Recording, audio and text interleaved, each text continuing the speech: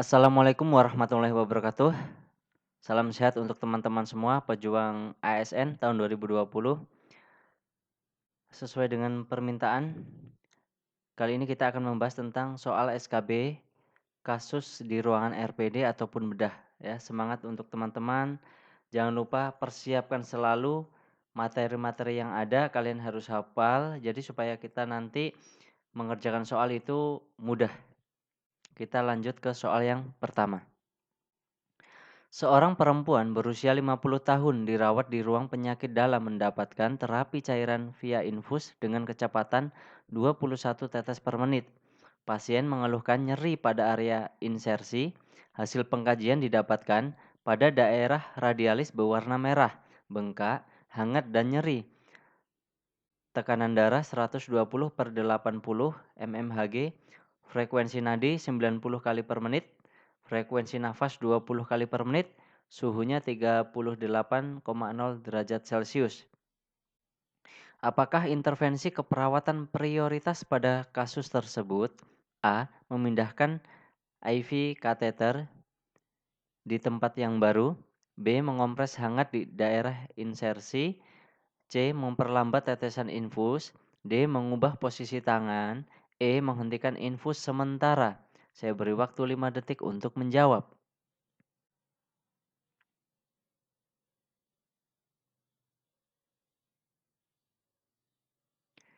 Jawabannya adalah A. Memindahkan IV kateter di tempat yang baru. Kita soal nomor 2. Seorang laki-laki berusia 48 tahun dirawat di ruang penyakit dalam dengan post infark miokard 2 hari yang lalu. Hasil pengkajian didapatkan keluhan nyeri tidak ada. Perawat sedang mengajarkan dan memotivasi pasien untuk melakukan latihan kaki dan ambulasi sesuai dengan program. Tekanan darahnya 130/70 mmHg, frekuensi nadinya 88 kali per menit, frekuensi nafas 18 kali per menit, suhu 37,4 derajat Celcius. Apakah tujuan keperawatan prioritas pada kasus tersebut? A. Mengurangi nyeri. B. Mencegah konstipasi. C. Mencegah luka tekan.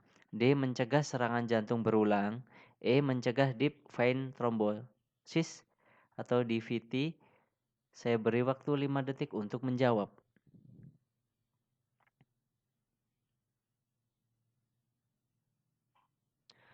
Jawabannya adalah E. Mencegah DVT. Jangan lupa buat teman-teman untuk ditekan tombol subscribe. Dengan menekannya insya Allah akan mudah mengingat materi yang diberikan. Karena sudah terbayang selanjutnya nanti. Ibarat kata, tanda terima Anda dengan materi yang ada.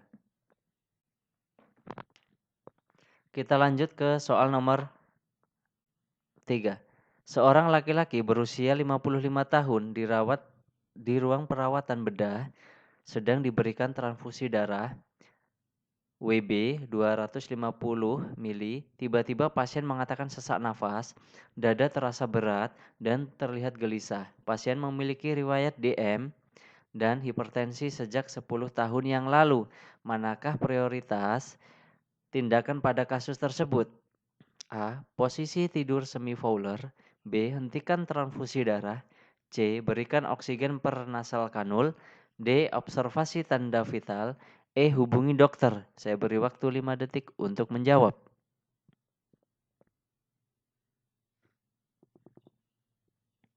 Jawabannya adalah B. Hentikan transfusi darah. Kita lanjut ke soal nomor 4.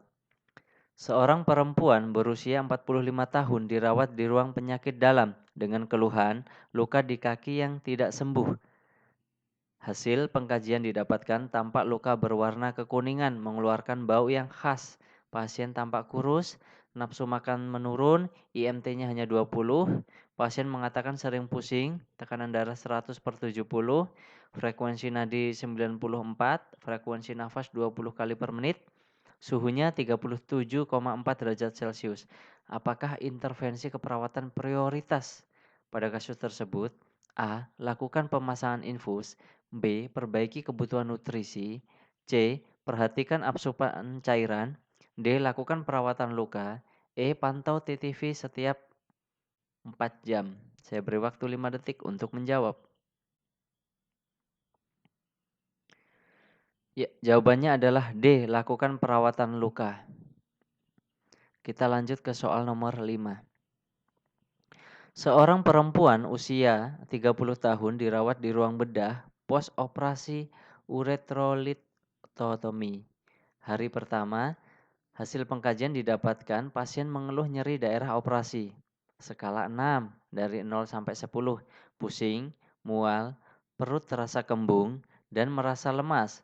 Suhu tubuh 38,1 derajat Celcius, tekanan darahnya 100 per 80 mmHg, frekuensi nadi 90 kali per menit, frekuensi nafas 22 kali per menit, leukositnya 11.000.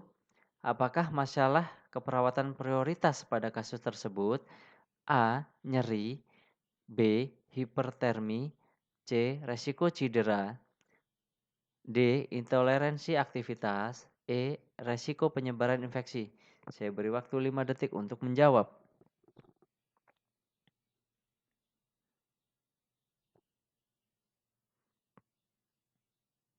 Jawabannya adalah A. Nyeri. Skala 6, 0 sampai 10. Kalau di atas 5 itu nyeri. Kita lanjut ke soal nomor 6. Seorang laki-laki berusia 42 tahun dirawat di ruang penyakit dalam dengan keluhan badan lemah. Hasil pengkajian didapatkan bahwa pasien tampak lemah, CRT-nya 3 detik, pernafasan kusmaul, nafas bau, tekanan darah 110 per 80 mmHg, frekuensi nadi 105 kali per menit, frekuensi nafas 26 kali per menit, suhunya 36,9 derajat Celcius, AGD-nya ya, pH 7,2, PCO 2-nya 45, HCO3-nya 15 mmol, PO2-nya 80, saturasi oksigennya 90%, gula darah sewaktunya 340. Apakah intervensi yang tepat pada kasus tersebut? A. Kolaborasi pemberian insulin. B. Lakukan senam kaki DM. C. Memberikan oksigen. D. Berikan minum. E. Atur diet pasien. Saya beri waktu 5 detik untuk menjawab. Jawabannya adalah A.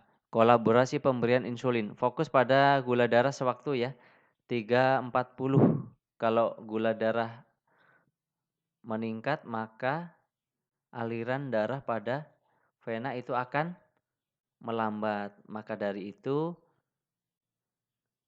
oksigen juga akan terganggu. Kita lanjut ke soal nomor 7.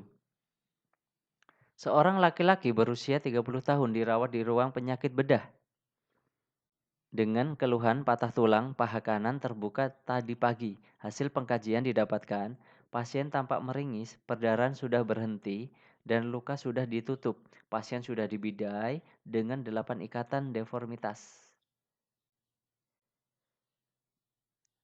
Tekanan darah 100 per 60 mmHg, frekuensi nadi 90 kali per menit, frekuensi nafas 19 kali per menit, suhu 37,3 derajat Celcius.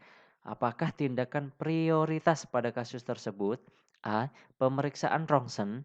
B. Kolaborasi pemberian analgetik. C. Anjurkan teknik relaksasi nafas dalam.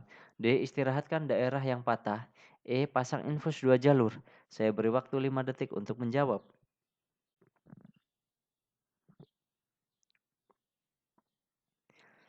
Jawabannya adalah D. Istirahatkan daerah yang patah karena apa? Karena tuh hasil pengkajian didapatkan, perdarahan sudah berhenti, luka sudah ditutup dan sudah dilakukan pembedaian. Maka dari itu, setelah itu baru diistirahatkan. Untuk teman-teman yang jawaban untuk kasusnya masih banyak yang salah, kalian fokus pada SOP, kalian fokus pada tindakan, fokus pada materi supaya apa? Ya supaya kalian bisa. Kasus itu sedikit pusing juga salah langkah, maka jawaban kita akan salah. Untuk teman-teman yang bosan belajar sendiri, belajar di YouTube, kalian bisa ikut bimbel, SKB perawat, ataupun uji kompetensi. Silakan hubungi nomor di atas, silakan WA, silakan telepon juga nggak apa-apa. Apa sih yang didapat? Belajar online dari Senin sampai Kamis, Jumat itu selalu tryout online, disediakan materi berupa Word maupun PDF, pembahasan soal 24 jam setiap hari dengan teman-teman juga, tips dan trik diberikan oleh Pak Hendi. Tersedia kelas pagi dan sore. Kalian bisa pilih kelas pagi setelah subuh, kelas sore itu setelah asar. Jangan lupa di-subscribe Apotik Bandara. Info lebih lanjut silahkan hubungi nomor di atas. Mungkin itu yang bisa saya sampaikan. Saya akhiri. Wassalamualaikum warahmatullahi wabarakatuh.